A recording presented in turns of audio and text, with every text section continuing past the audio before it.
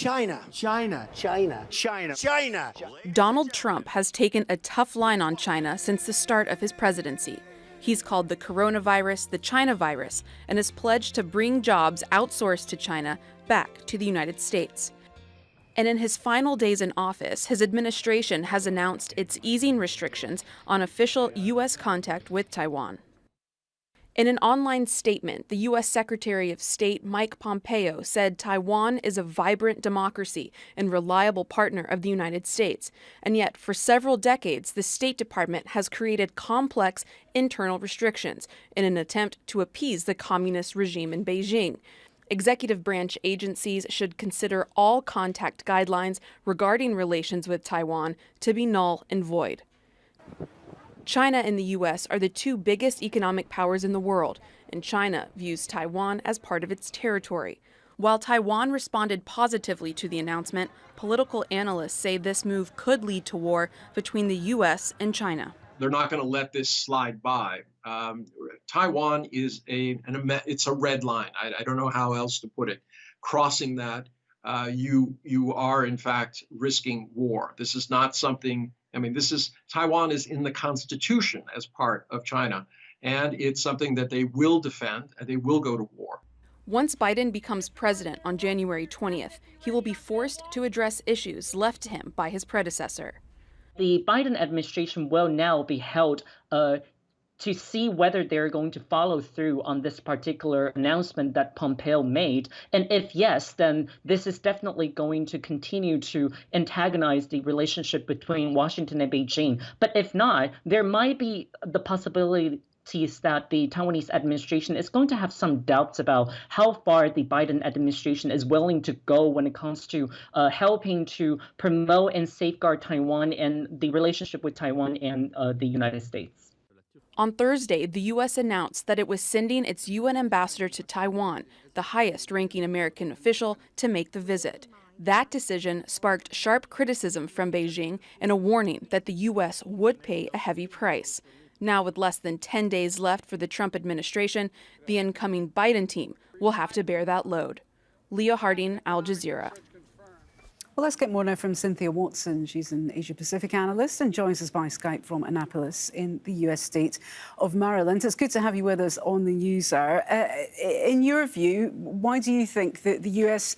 officials shouldn't have this contact with Taiwanese officials?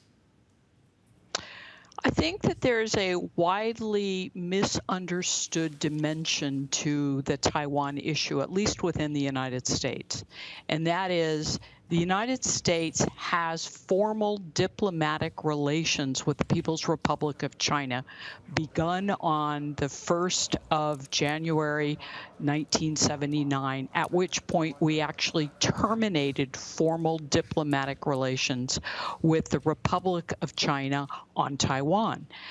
As a result, the international system has historically had certain norms of how states operate. By the United States seeking to have similar relations with Taiwan, it is in fact butting up against that traditional norm set at the international level. For the last 40 plus years, the United States has domestically had certain arrangements that allowed us to believe that we could continue somewhat unofficial ties with Taiwan. But the reality is that under the negotiation that transferred our diplomatic ties from Taiwan to the mainland in 1979, the United States is somewhat boxed in by those relationships. And so then it would follow, if the United States is boxed in, why shouldn't it be able to get itself out of this tight box? The Trump administration has prided itself as being fairly tough on China, but we've seen in recent months that being tough on China is something of a bipartisan issue. So do you think Joe Biden should, and his administration, should continue down this path that has been set by the outgoing Secretary of State? I think it's unlikely that the Biden administration will in fact seek to continue down this path. They have the ability to overturn what this, as I understand it, what the Secretary of State has done by simply returning to the conditions that were in place.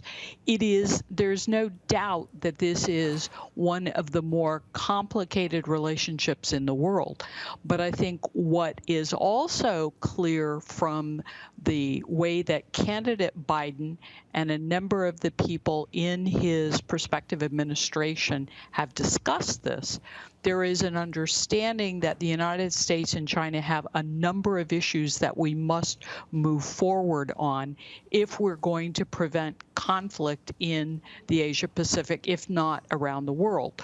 Taiwan is one part of that, but that does not mean that within the U.S. political realm, there's not going to continue to be much discussion about what the right way, what policy options we should take. But that's not a resolved issue yet. OK, unfortunately, we're out of time. Cynthia Watson, but great to get your analysis there. Thank you so much for joining us from Annapolis. Thank you.